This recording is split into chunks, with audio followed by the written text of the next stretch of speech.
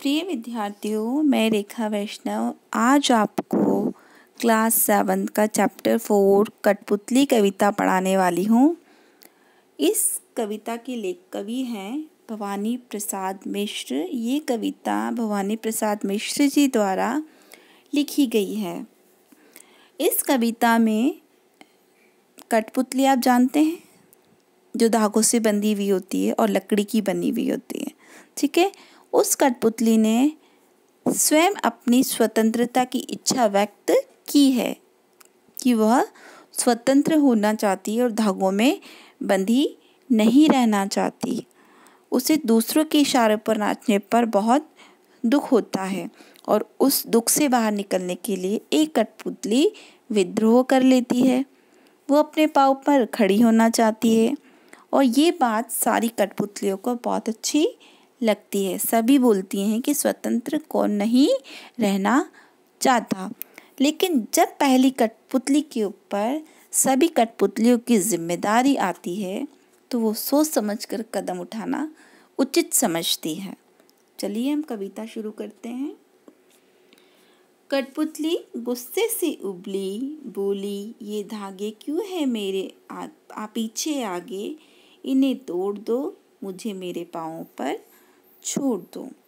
कवि कहता है कि धागों से बंधी हुई कठपुतली को अपनी परतंत्रता पर गुस्सा आ जाता है। परतंत्रता मतलब जो बंधन में बंधी हुई है। उसे दूसरों के इशारों पर नाचने से दुख होता है।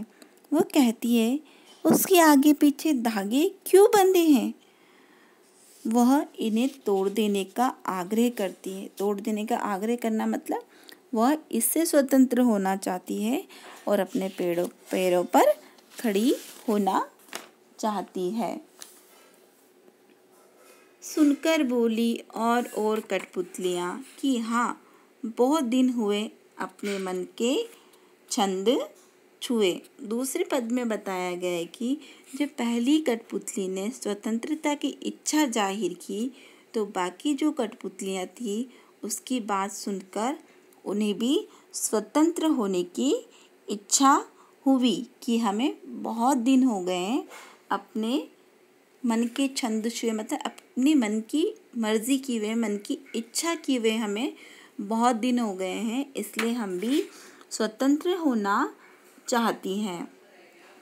ये सब सोचकर तो अच्छा लगता है, परंतु जब पहली कठपुतली के ऊपर दूसरी कठपुतली की जिम्मेदारी आई तो वो सोच में डूब जाती है कि क्या स्वतंत्र होना उचित होगा, क्या ऐसा करने पर खुशी से रह पाएंगी, क्या मनचाहा जीवन जी पाएंगी। वह सबकी जिम्मेदारी अपनी ही समझती है, इसलिए सोच समझकर वह कदम उठाना चाहती है। धन्यवाद।